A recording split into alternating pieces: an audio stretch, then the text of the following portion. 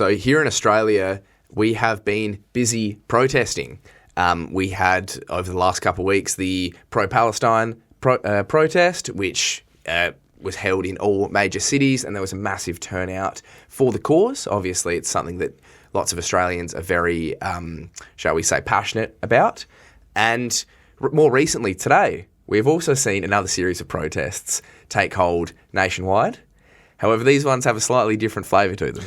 Yes, they definitely do. Yeah. Look, we'll get into the protest a little bit after, some interesting things to point out. Mm-hmm. However, I think it's important to point out there is definitely a rise, a kind of a sentiment of across the West pushing back against a lot of the influx in immigration over the past decade, most notably in the US, or North America, in the UK and Australia. Correct. And you may have been paying attention to the rise of the Reform UK Party and its leader, Nigel Farage. Have you not? I have, yes, peripherally, yep. Correct. And I started to think the other week, especially when these protests were announced, and I was reading it into a little bit, do you think that we would see the rise of a kind of populist anti-immigration party here in Australia? And then I thought, well, we already have one, One Nation. That is true. However, One Nation's never really been able to kind of break out of a 5 to 10% voter percentage. It's never got anywhere upwards of 10%. The Greens are a bigger party on percentage share of votes. So One Nation hasn't really been able to develop into a force like Reform has recently. Yeah, One Nation, they've always kind of been relegated to like kind of the dusty corner of Australian politics. It's Queensland. Just like, yeah. It's like that's where the cookies go and hang out, essentially. So I wanted to talk a little bit about reform, and then I want to kind of bring it back to Australia and talk a little bit about recent immigration and this protest that took place and kind of tie it all in together. So reform's been successful, I think, because it has focused on two particular issues or platforms. Mm-hmm. That is the Brexit issue, and which basically formed the party, and now immigration into the UK. Mm-hmm. So I think it was successful because it basically just focused on two issues. One of them was successful on, and now immigration, it seems to also be relatively successful on. Yep. So during last year's general election in the UK, the Reform Party only won 5 seats, but they received over 4 million votes. So representing 14% of the vote share, in comparison to the Tories, which lost 121 seats and lost 20% of their voting share, receiving only 6.8 million votes. So we've seen the Tories slump off, barely receiving 7 million, and the rise of Reform now receiving 4 million votes. So what this means is that just in one election cycle, the British Tory Conservative Party, which has dominated UK politics now for 200 years and is one of the longest-serving Western political parties, is basically in terminal decline, if not collapse. This trend was mirrored during the British Council elections just in May recently. So unlike Australia, the UK has no state governments. Instead, it has a unitary central government and many council authorities. Last May, Farage's Reform Party won a significant amount of council states. These council authorities share similar powers to Australian council and state governments, and the Reform Party won 677 of 1,600 seats across the UK, mainly winning their seats from previously held Tory parties. That's over a third. That's over a third of all council seats across the United Kingdom. So that's a huge increase in vote share. Massive. That corresponds with the decline of the Tories. Of the Tory party. They are basically taking the Tory vote as it just collapses across the country. So what this demonstrates is that the Reform Party is now the dominant conservative force in the UK. I think that's safe to say. And that the surging in general in council elections should be taken quite seriously. Yep. I don't think this is just a once-off. I think this is a continuing trend. Do you think, Jordie, may I ask, do you think Nigel Farage is actually a serious figure? Like, do you think he actually has a political platform? Apart from just saying, we need less immigration? Not particularly. The reason I say that is because I think he has been on record saying that he supported the Thatcher government and its reforms. He's always been kind of a small state kind of Tory politician. But I think he's realised what the Tory party hasn't been able to do is actually kind of take forwards any policies and kind of garnish popular support. But what I think Farage is really good at doing, as with Trump, is speaking and stirring up sentiment. Of course. So here's Farage just the other week talking on his anti-immigration policy. We have to leave the ECHR. No ifs, no buts. It may have been a good idea 80 years ago. Frankly, it isn't today. We have to repeal the Human Rights Act of 1998, brought in by a Blair government, many of whose families seem to do rather well off the back of it.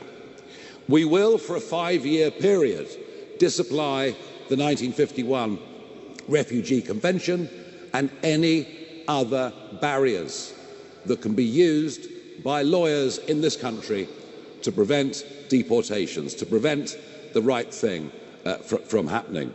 We'll create a legal duty for the Home Secretary to remove those that come illegally. And crucially, we will detain all illegal migrants who come, and we will do so immediately.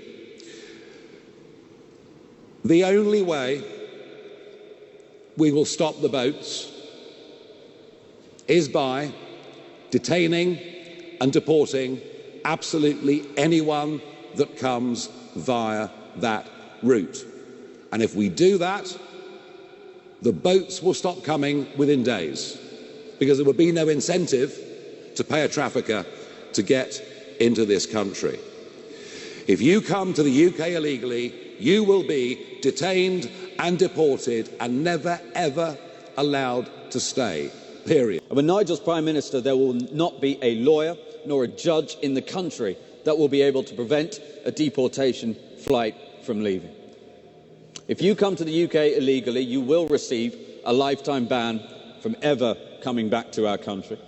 Re-entering after deportation will become a criminal offence, punishable by up to 5 years in prison. Deliberately destroying your identity documents, having come here illegally, will also become a criminal offence, punishable by up to 5 years in prison. We will pair this legislative reset with a UK deportation command. That is a dedicated force to identifying, detaining and deporting illegal migrants at scale. We'll create a cutting-edge data fusion centre that will automatically share data between the police, the Home Office, the NHS, the DVLA, HMRC and banks. This will allow Deportation Command to relentlessly track down and detain all those who entered our country illegally. We'll build capacity to detain up to 24,000 illegal migrants at a time. That enables us to deport up to 288,000 illegal migrants a year. Detention will mean deportation. No chance of bail, no chance of absconding. We will expand charter flights to 5 departures every day, and to guarantee success, His Majesty's Royal Air Force will keep a Voyager aircraft on standby as a hot spare. So even if a plane has mechanical issues, flights will not be stopped, deportations will not be delayed. We get the idea. What on earth? Oh, so I've got a lot to say about that. That is absurd. Oh my God. Lofty policies. I'm not sure if will be able to implement them all. Yeah, very lofty policies. No, Jordie. seriously. However, it does mirror what's going on in the United States. That is very true. That is very true. They even have like a Vivek Ramaswamy character up there to give a bit of diversity. Correct. To sell it to the more conservative people of colour inside. The and how UK. AI will be used in the deportation process as well. Absolutely, yeah, dude. No, but that's incredible. I can't believe that. Again, they were exactly mirroring the US. So we're going to have increased state power. We're going to have a internal security force that's going to be created and receive more funding. We can deport people and detain people. Wow, I'm shocked. Yeah, and also it mirrors just the kind of, erosion of a lot of the laws that have been built up at the national level on human rights. Of course. Over the past kind of 60, 70 years, especially since World War II.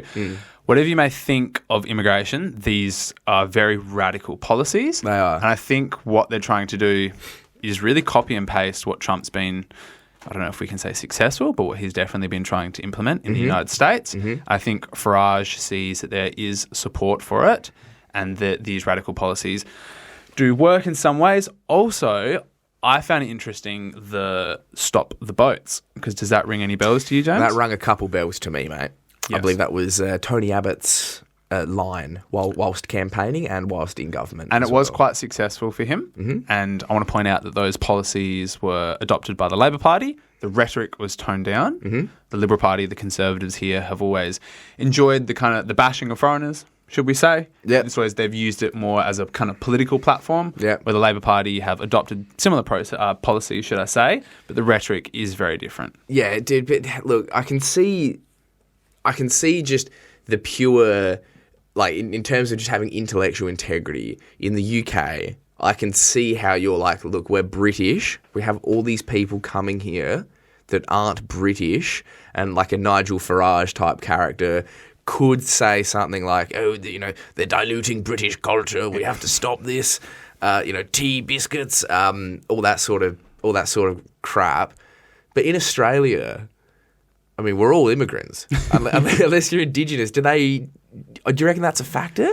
I guess it's worked in the US, so it's probably not a factor. People aren't thinking that far back or that critically about it. No, potentially not. However, what I wanted to also point out was that Farage, what he's been doing, has been very successful in doing, is kind of lacing his right-wing politics with a pseudo-populism, almost mirroring the language of the left. Mm. So, yeah, we're fighting for the working people, that sort of rhetoric and that sort of language. Earlier, who used to be a Jeremy Corbyn voter, and he's moved towards reform. What do you think the crossover is there, if any? Oh, well, anti-establishment, obviously. A sense that the giant corporates now dominate the world that we live in, that politics is very much in the pockets of the big corporates. And it's where it's where my thinking and Corbyn's does cross over. I mean, Corbyn was a Eurosceptic right from the very start, because he thought that what Brussels would do is be good for big banks and big businesses and bad for everybody else. Well, he was pretty much right. So there are some crossovers, yeah. And similarly, quite a lot of Trump voters would in the past have thought Bernie Sanders was the guy that they would have voted for. And the unfairness of the economic system. That incredible wisdom and political awareness shown there by Nigel Farage. Definitely. And look, this shouldn't be surprising in some ways, because it's what right-wing movements, and specifically the German and Italian fascists, did to gain power. And it's what Donald Trump has done really well in America. That is, dress up reactionary, pro-corporate policy with a progressive language that appeals to the working class. Mm-hmm. And while I'm not comparing Farage and his Reform Party to European fascists, there are similarities in the tactics and language. And the similar tactics between him and Trump are striking. They are, yep. In a similar move, during April this year, Farage called the government to nationalise British steel.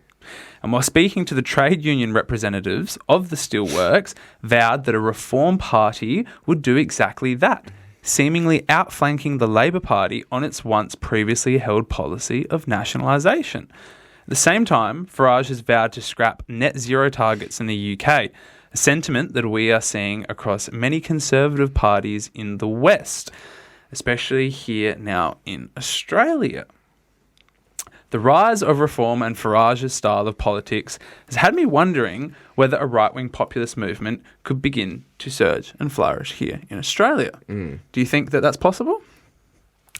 I think it is possible, personally, but I think it does depend on the competence or incompetence of the current government. And I actually do think the period that we're in right now is going to be critical to how that plays out in the future.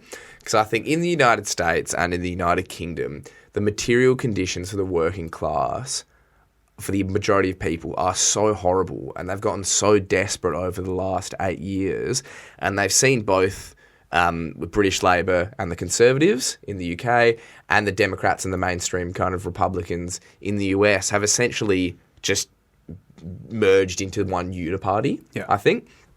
And I think that, combined with these poor material conditions and the grievances of your ordinary people that aren't getting addressed, that opens up the doorway perfectly for these pseudo-populists. Doesn't matter if Nigel Farage sounds like, he just literally walked out of, 10 Downing Street, Parliament House. He has a posh British accent. Doesn't matter, because he's saying things that appeal to normal people, which is what British Labor and the British Conservatives didn't. Yes. Same with the Republicans and the Democrats in the US, and Trump came out and just started saying what everyone was thinking. Obviously, he's kind of betrayed the popular aspects of his movement now that he's in power for the second time. Yeah. But I think in Australia, I think the conditions are getting worse, but no one's harnessed it yet. No, definitely not. And you're right. And especially in the US, it's not surprising. Like, we've seen the wealth inequality and, as you mentioned, the destitute conditions a lot of people do live in. Mm-hmm. In the UK, however, I feel like that kind of goes... a lot of people don't comment on it. It kind of goes under the cover, per se. Yeah. So I do tune in a fair bit to what's going on in the UK, listening to their media outlets, and what's happening in the UK is quite alarming. I think they're the 5th largest economy. The forecast that they're going to sink to the 10th or 12th largest economy in the next couple of years. You're seeing a lot of people migrate from the UK to Australia. Mm-hmm. We have a history of that. We do, However, there's lots of nurses and teachers coming over, even from the United States, because as you mentioned, the material conditions here in Australia are far better. Mm-hmm. But I do think that, that is incredibly interesting. But at the same time, I think it could be harnessed. But at the same time, I think Australians are almost a bit too aloof. Yeah. You know what I mean? A bit too easygoing. A bit too easygoing, potentially, to bite into that and latch onto it. Yeah. But I do think, for example, if our economy and the material living conditions of the majority of people get even worse over the next, so even if Labor wins the next election and they have a third term, if things don't improve, which they most likely won't, because of the economic realities of living in the way our current capitalist society is structured, where essentially, banks and the big businesses run the show, then we will see that emergence of a Farage or a Trump-like figure, I believe. And I think that was mirrored in the protests that we saw today. Absolutely. So, notably, as we record this on Sunday, the 31st of August, there is a demonstration being held around Australia in what I would describe as a Australian nationalist kind of protest, for lack of a better term, sorry. The protest is named the March for Australia, and on its website, it argues that, quote, Australia's unity and shared values have been eroded by policies and movements that divide us. Our streets have been growing displays of anti-Australian hatred, foreign conflicts, and disintegrating trust, while the mass migrants have torn at the bonds that held our communities together. So it seems obvious that this reference to the increased it seems obvious that this is a reference to the increased marches against the genocide in Palestine, as well as some of the instances of flag burning that we saw at some of the protests. I think that really pissed off a lot of people. Incensed a couple of people, yep. Definitely. Yep. I think when you burn a flag here in Australia, a lot of people get very upset. Mm-hmm. We'll note that in America, it's protected by constitutional law. You can burn a flag. I don't think you can burn the Israeli flag. I think they've made that recently illegal. But you can burn a US flag. The other week, they put forward a motion to make it illegal to burn a flag in the US. And this ties back into what we're talking about, the kind of erosion of a lot of norms and laws that have been in place for the past kind of 60 or 70 years. Yeah, of course. Yeah. So what was interesting about this protest is that once it initially was put up, once the page went online, they had 3 kind of pillars, 3 platforms that they were protesting against. One was no foreign flags, an end of mass immigration, and re-migration now. Yeah, right. So do you know what re-migration is? It's where people are deported or displaced back to their country of origin and are removed for no exact reason, whether they haven't broken a law or not. There you go. So how far back are they going? That's a very good question. That sounds incredibly vague. Like, I would hate to... Yeah, like, that sounds so vague. Like, what if the old Italian lady that runs the greengrocers just gets deported? Like, that's been here since the 1950s. That would be absurd, dude. Notably, the pillar, re-immigration, was removed after the media first picked up on it. Of course. So they sort of walked back from that. It does seem, though, I think, that these marches really are an amalgamation of different groups and interests. There's definitely from those concerned with their eroding living standards, the significant influx of migration since COVID, to your everyday Australian bogan, and more pernicious groups such as the Australian National Socialist Party, Yes. which we saw at all the marches across Australia here. Interestingly, one of the organisers, proponents of the march, Hugo Lennon, known by his online name Ozpild, is the grandson of Tony Lennon, the former chairman of Pete Limited, one of Australia's largest real estate developers, valued at almost $1 billion. And this is a company that has profiteered from the Australian housing crisis and no doubt loves millionaire customers from overseas. You couldn't write this, dude. You literally could not write this in a film. So one of these grievances is how housing's so expensive and they're blaming it on the immigrants. Yes. Yet at the same time, Pete... His family profiteer from it. Profiteer from a lack of... a shortage of houses. Correct. That is insane, dude. Yeah. That is... My goodness, wow. And also it's notable to point out that during these protests, we also saw sovereign citizens. They were flying the red maritime, the merchant flag. Yep. They were present at all of the demonstrations. So... I don't think that this is a coherent political force. No. I don't think that they're going to be able to organise into a political party or be unified and organised enough to push these interests and grievances into one of the existing platforms like One Nation. So I just want to talk a little bit about the history of immigration. I think we need to kind of contextualise this and understand why Australia's had immigration and why we're still having immigration. Immigration, of course. 'Cause if you don't understand this, it's great to sit there and criticise immigrants that come to the country, but you probably should contextualise it. When I say it's great, I mean it's easy to do so, but we should understand why there's immigration in the first place. Of course. So after World War II, we had a lot of immigration here in Australia during the golden era, is what it's called, during the 60s and 70s. Massive labour shortage. Brought in lots of people to basically build Australia.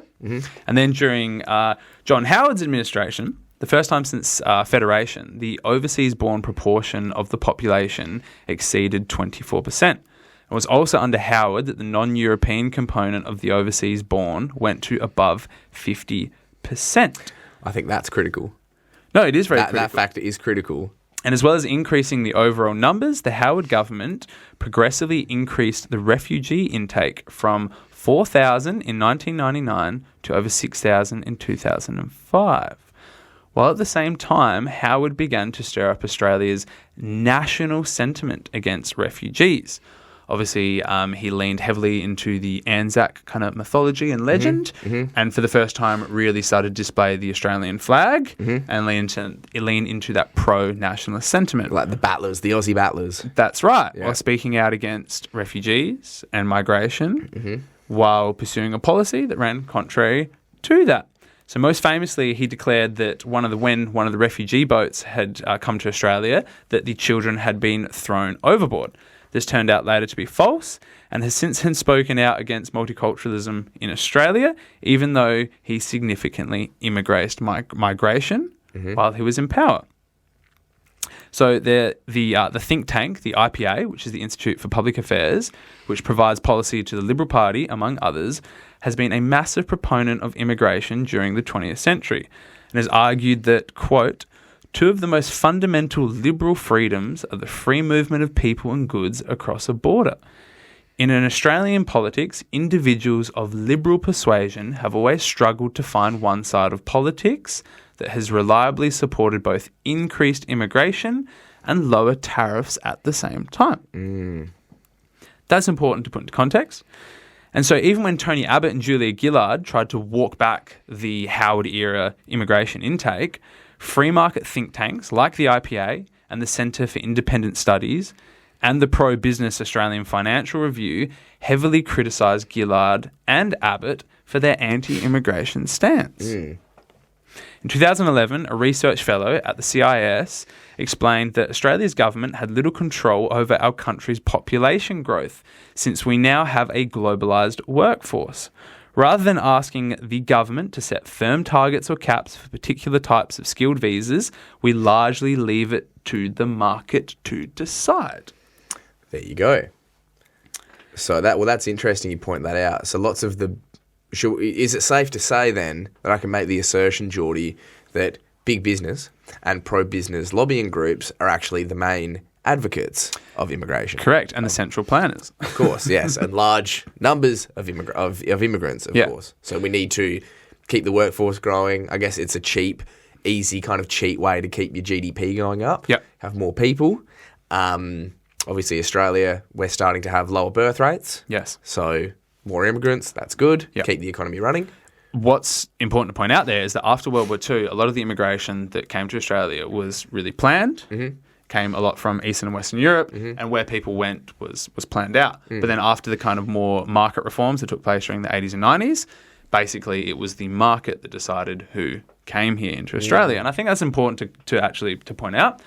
And then more recently, especially after Trump has came to power, the sentiment has begun to shift. So now we see the chief economist for the IPA, Adam Crichton, who regularly criticises immigration, writing that recent immigration is from developing countries where English isn't a first language nor Christianity a majority religion. The cynic in me would think that the political class is trying to destroy Australian values. The old great replacement theory. Out it comes. What is left out is that this migration is largely, if not entirely, done for economic reasons. As Gareth Hutchins, writing for the ABC, pointed out, in recent decades, especially, our politicians have used higher rates of immigration to expand the pool of available labour for employees, to seek more taxpayers and more growth, to source cheap labour for our farmers, to boost education exports, and to delay population ageing, none of which are motivated by high philosophical principles. This, of course, is causing a strain on the country's finite resources and the underfunded public services.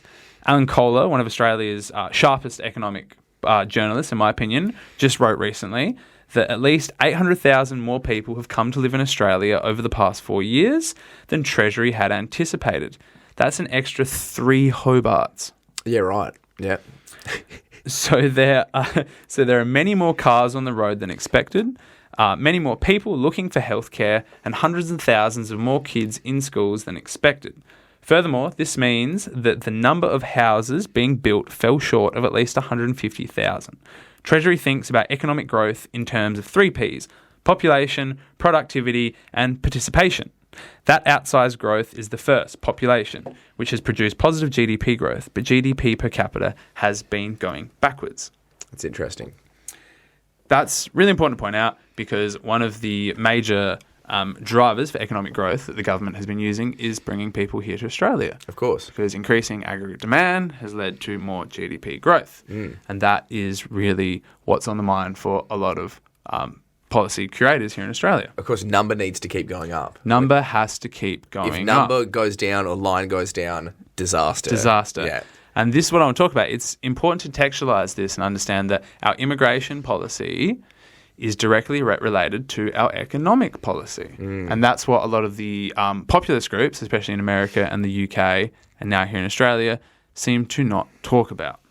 Yeah, well, they don't talk about it, so I'm not sure if that's if they're ignorant or if they just if that doesn't factor into their political motivation. Well, I think it's because they're still serving the same corporate interests that a lot of the established parties do. However, they tap into the real and apparent rage and they use this anti-immigration sentiment to get into power. Of course, yeah. And I guess lots of that sentiment, as we discussed, does come from the lowering of material conditions that we live in. So obviously the houses are more expensive, food is more expensive, energy is more expensive, school's more expensive, healthcare, every single kind of basic service that you need to have a productive and enjoyable life is getting more expensive. Now, do you reckon the same people that are pissed off about this, do you reckon they understand that the people that are profiting from these services getting more expensive to their detriment, and then also the same people advocating for more immigration? Like, that's what I mean. It's such a contradictory set of facts. Like, that, to me, the whole argument has never made sense because when you lay it all out objectively like you've done, the political motivations part are just so disingenuous. The whole argument falls apart. It's built on it's just a house of contradictions. Built on a fallacy. Yeah, absolutely. I think they understand it, but they still blame immigration. They see immigration as being the problem, and if we cut off the immigration, then somehow our standard of livings are going to continue to increase. However, they don't realise that this immigration policy is used to keep boosting aggregate demand. Of course. Yeah. And it's one thing that I think kind of bothers me is, well, I think lots of the focus typically goes onto, should I say, migrants that are maybe from East Asia or South Asia, you know? Or the Middle East. Or the Middle East. Also, I think... And they're always the ones that are demonised the most. It's also because of the colour of their skin. They stand out. Yeah, that's exactly what it is. No one cares about, none of these people are caring about British immigrants or American immigrants, Canadians, South Africans. Yeah. They don't care about them. No. You know, maybe if you're Latin American, you kind of you're in the middle somewhere, you know. But then it's, you know, lots of the rhetoric and kind of the brunt of it seems to fall particularly on the more, you know, the ethnicities that are less white, should I say. Yeah, definitely. Know? And we see this, you know, you see the demonisation of African immigrants and Indians and Muslims and et cetera, et cetera, et cetera. And that kind of fuels that same fire. Okay, also when these ethnic groups do commit crimes, they obviously stand out a lot more. If you see a news report and you see someone of colour that's committed a crime, obviously that kind of ticks into the racist kind of subconscious. They're like, see, told you so, and it reinforces that xenophobic stereotype. Of course, even though in Australia, I think the majority of crimes are committed by poor white people. Yeah. I think that's pretty safe to say. I think generally poor people in general, to be honest. And not just that, it's also important to point out that a lot of the immigrants come here and build very successful businesses. And that's been the history of Australia. If you look at one of the barbers that I go to, he's of Palestinian, Jordanian descent, runs a small business. Inshallah. Moved here from Sydney, employs 3 people. Yep. And that's always been the success story of the West, especially America and Australia, is that you have people coming from overseas and building very successful small businesses and contributing to that society. Yeah, so it's always, we love the immigrant success story. Yeah. But we don't like the people. But that's because it's already happened. Yeah. You know, but we don't like the new immigrant success story of the immigrants that are coming in now. Yeah. You know, Yeah. again, the whole thing I find is pretty cheap, pretty tacky, pretty shit politics, if I do say so And it's going myself. to go on, and I think this trend will continue in Australia, and I think we'll see it grow, especially with the success, as I've pointed out, of Nigel Farage in the UK and Trump more recently in the States. It will be fascinating to see whether someone can tap successfully into that in Australia. In Australia. Yeah. It will be, and I guess we'll have to wait and see. Yeah, for sure. All right, James, Look, mate, let's wrap it up. Thank you. That was very insightful. Yeah, I guess we'll look when the phony populist far right fascist party, third alternative party emerges here in Australia. We'll be here to cover it, And we might get them on the podcast. Absolutely, good fun. All right, guys, if you like what we're doing, please like, subscribe, and share. We'll see you later. See ya.